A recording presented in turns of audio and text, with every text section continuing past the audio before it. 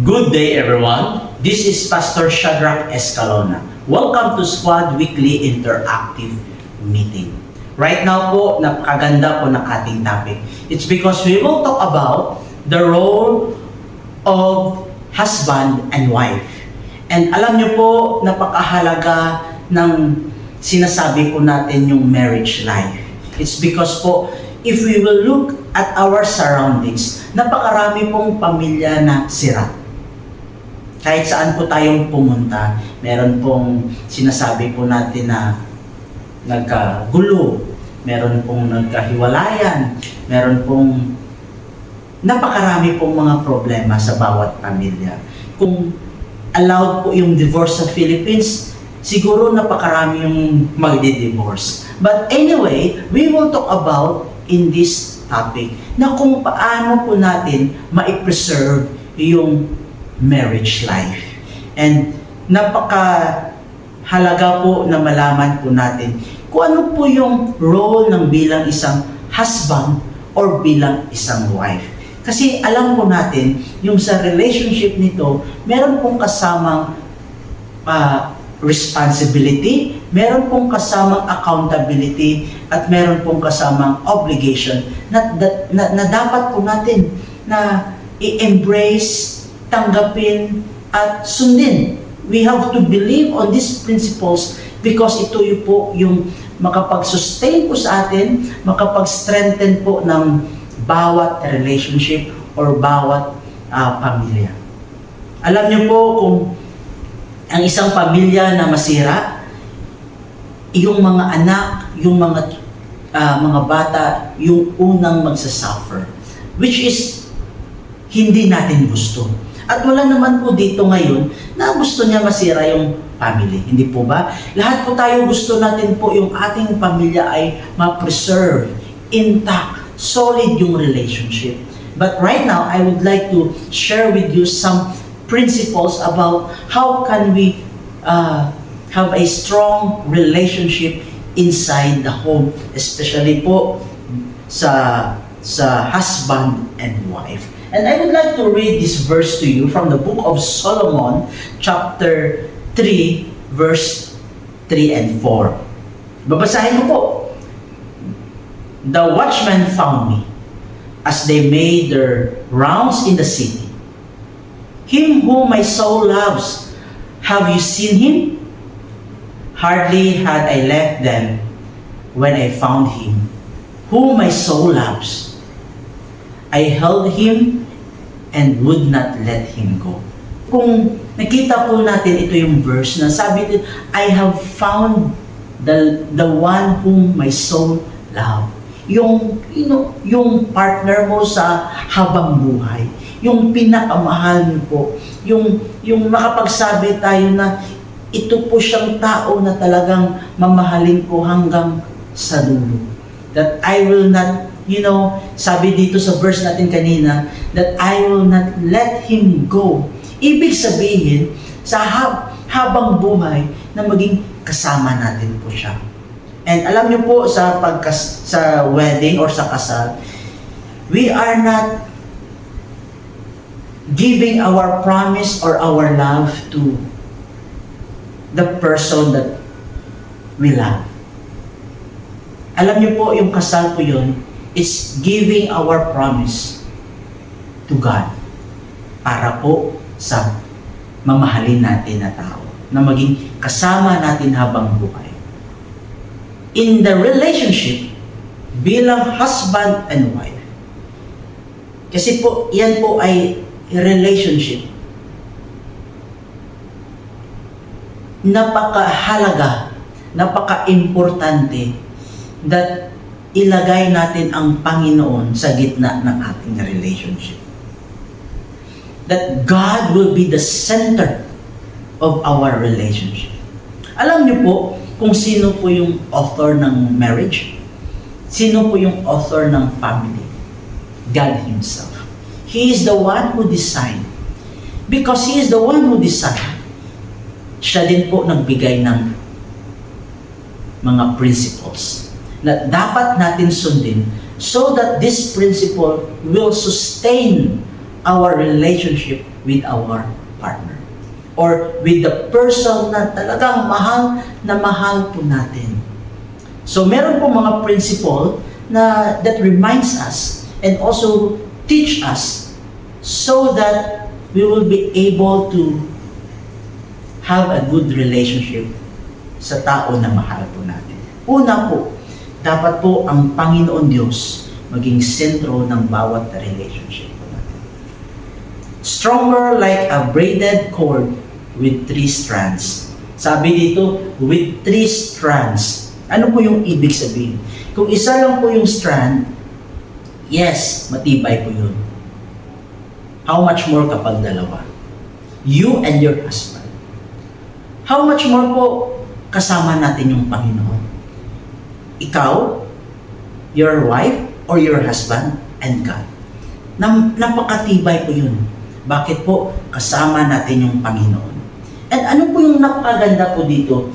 God will never leave us, nor forsake us. Ito po ay promesa ng Lord, na hindi tayo iwan ng Panginoon. In times of problems, in times po ng mga suffering sa buhay, kung meron pong mga challenges, nandoon po yung Panginoon. Maging matibay po ang ating relationship sa bawat isa. I would like to share this with you. Ganito po yung 3 times strand around the braid. Parang ganito po yun. Kumakapit. Hindi lang po in times sa masaya. Hindi lang po in times na kung anong nag-enjoy tayo, anong meron tayo. You know, alam po natin, kahit in times po na talagang walang-wala po tayo, we are still holding together na magkasama. Alam niyo po, ang napaganda po dito, kasi kasama natin yung Panginoon. Kayo po, ang tanong, gusto niyo po ba maging matibay yung relationship niyo pong dalawa, ng misis mo at ng mister mo? We have to acknowledge, we have to accept, or tanggapin natin, or i-invite natin yung Panginoon sa ating bawat pamilya or relationship bilang husband and wife.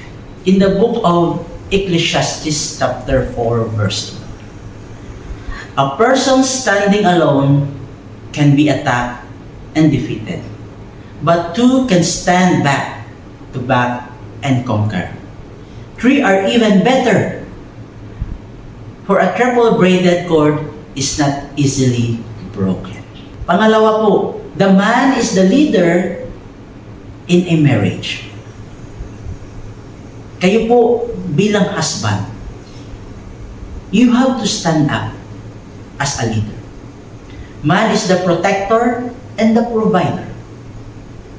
Alam po natin na sa ngayong panahon, hindi lang dapat isang tao nagtatrabaho sa loob ng bahay.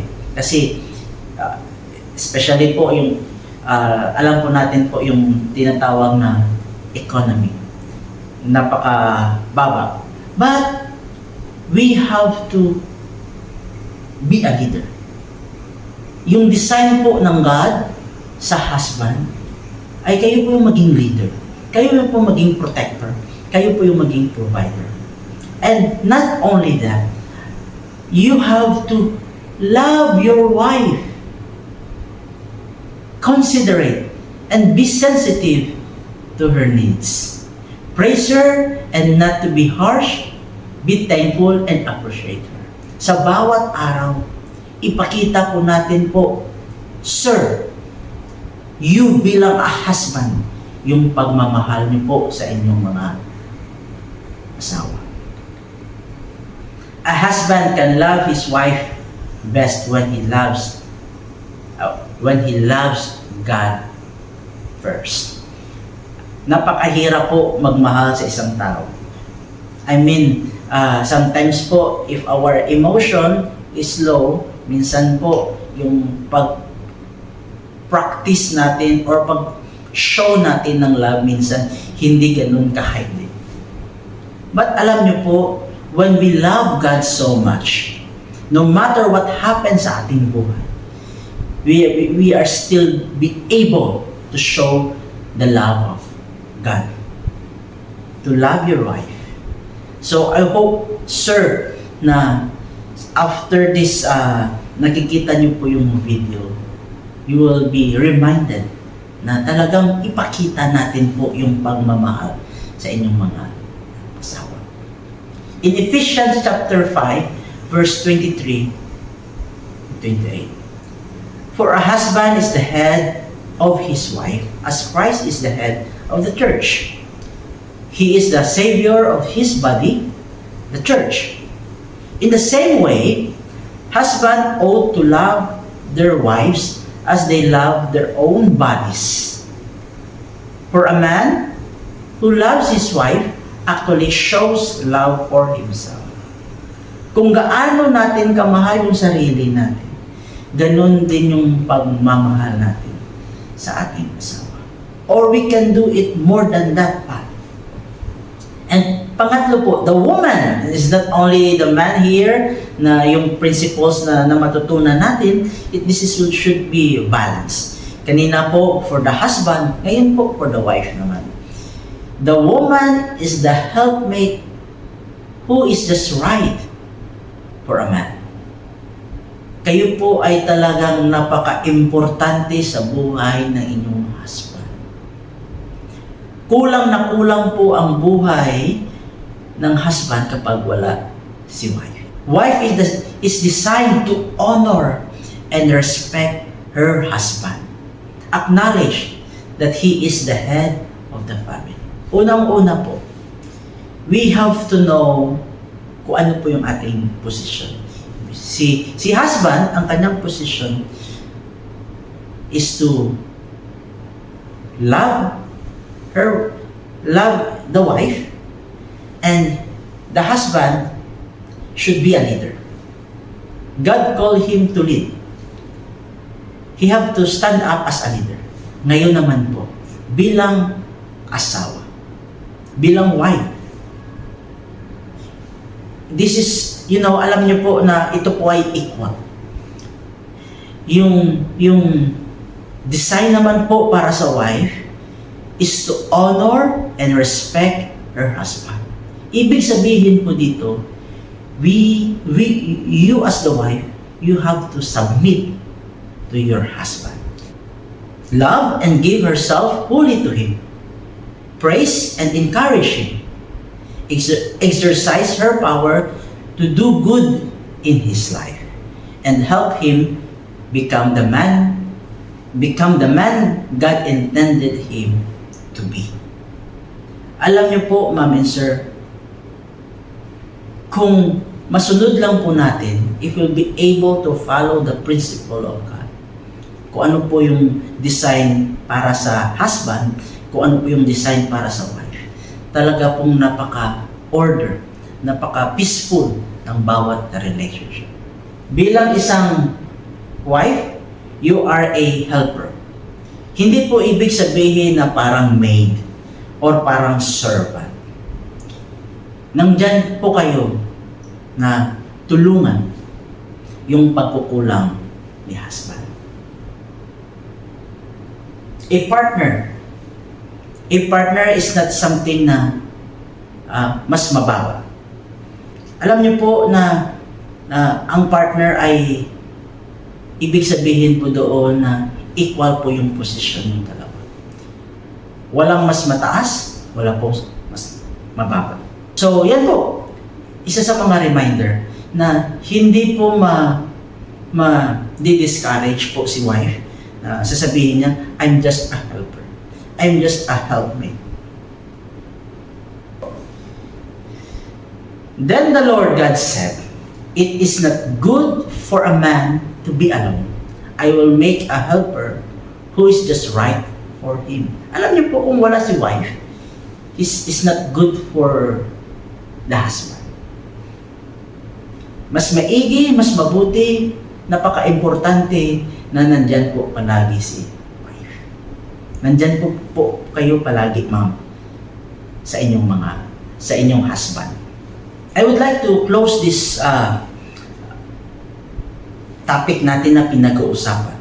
Ano po yung role, ano po yung obligation, ano po yung mga principle na dapat natin sundin. relationship. Who is the author of relationship? God. And God Himself wants to strengthen our relationship between you and your partner. In our relationship, gusto ng Diyos na makita siya sa ating mga relationship or sa ating buhay sa bawat nating relationship. Yung bawat isa, meron po kayong napaka-importanting role. And I hope, Ma'am and Sir, na this simple role na binigay ng Panginoon sa atin from the Scripture or from the Bible, I hope na masunod po natin. It's because if we are able to follow this principle, for sure, this relationship will grow, will be strong. This relationship will be a blessing to other family. Maraming salamat po. God bless everyone.